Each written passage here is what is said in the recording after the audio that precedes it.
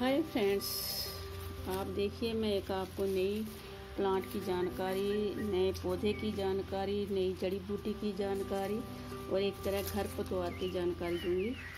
तो ये जो घास आप देखें इसके साथ ही चिपक गया, ऐसे चिपक गया है। देखिए आप इसके साथ जैसे ये आप देख रहे हैं, इसके साथ मैं इसको लगाऊंगी तो ये इसके साथ चिपक जाएगा।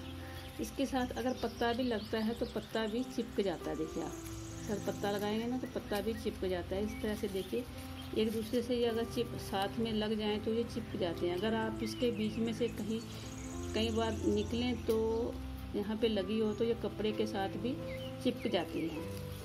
तो इस जो वनस्पति है, जो इसका नाम है, जो हमारी भाषा में इसको बोलते हैं कुतिया घास भी बोलते हैं इसको, और गीदड़ पूछ भी इसको बोलते हैं।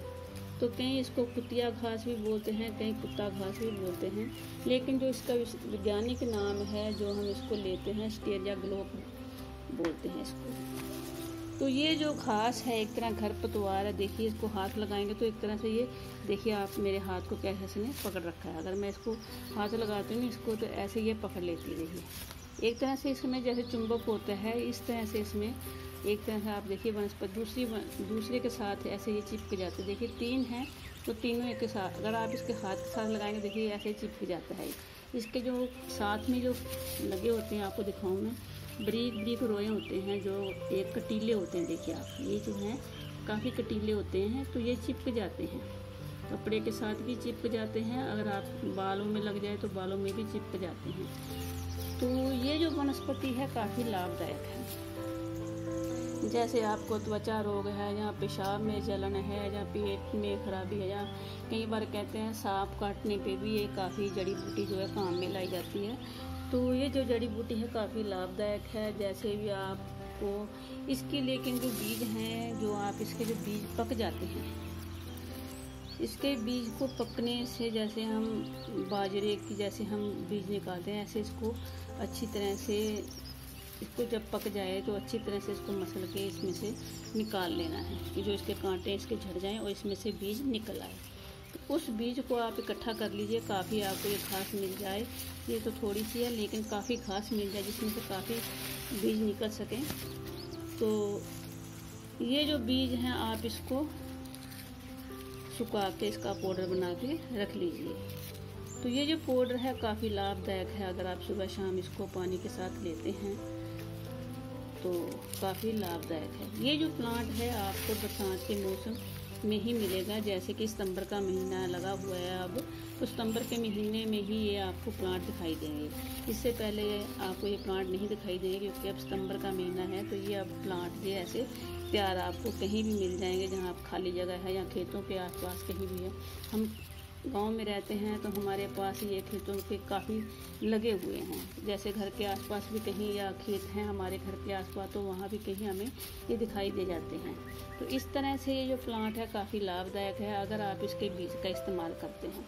तो इसके बीज को जो अगर आप इसको बीज को सुबह शाम आप इस्तेमाल करेंगे तो जैसे शरीर में कमज़ोरी है, आपको बेचैनी रहती है या आपकी हड्डियाँ दुखती हैं या आपके जैसे भी शरीर में ताकत नहीं है, ऐसे शरीर में कमज़ोरी सी बनी रहती है, तो इसके बीजों का आप इस्तेमाल कर सकते हैं इसका पाउडर बनाकर। जो इसके बीज हैं काफ़ी लाभदायक हैं। अगर आपको त्वचा के रोग हैं जैसे फोड़ा फुंसी है या दाद खाज खुजली है तो आपके इसके बीजों को जैसे बीज हैं इसको आप ले आएँ तो आप किसी जो पत्थर होता है उसके साथ अच्छी तरह से पीस के, तो जो सिल पत्थर होता है उसके ऊपर अच्छी तरह से पीस कर आप इसको जहाँ पे आपको दाद खाज खुजली है या फोड़ा फुंसी है तो उसके ऊपर लगाएंगे तो ये काफ़ी आपको लाभ देगा। तो जो इसके बीज हैं अगर आप इसको सुखा कर रख लेते हैं, सुखाने के बाद इसके बीजों को आप क्या करें कि पाउडर बना के रख लेते हैं। पाउडर के बाद आप इसको एक डिब्बी में पा कर रख लें। तो उस बीज को आप सुबह शाम लें। जैसे आपको किडनी में प्रॉब्लम है या आपको पेशाब में गर्मी है या आपको रुक रुक के पेशाब आता है, ऐसी कई प्रॉब्लमें हैं आपके जो पेट में जो परेशानी है उसके लिए ये जो बीज हैं काफ़ी लाभदायक हैं। अगर आपके पास ये प्लांट कहीं मिल जाते हैं तो आप काफ़ी प्लांट ये मिल जाते हैं तो आप इसके बीजों का इस्तेमाल कर सकते हैं। लेकिन फिर भी मैं आपको ये कहूँगी कि अगर जब भी आप लाएं तो इसके जो कांटे हैं उसको अच्छी तरह से साफ़ कर लें। जब इसको बीजों को आप अच्छी तरह से साफ़ करेंगे, क्योंकि ये जो बीज हैं इसके साथ ये कांटे नहीं रहने की, जब सूख जाए तो इसको अच्छी तरह से मसल लें। मसलने के बाद जो इसके बीज निकलेंगे उस बीज का आपने इस्तेमाल करना है। तो उस बीजों को आप जो है इस्तेमाल करेंगे तो आपको कई रोगों में ये आराम मिलेगा। या खून की कमी होती है, चाहे जोड़ों में दर्द होता है, हाथ पैर में दर्द होता है, बेचैनी रहती है, तो इस तरह से ये बीज हैं काफ़ी लाभदायक हैं।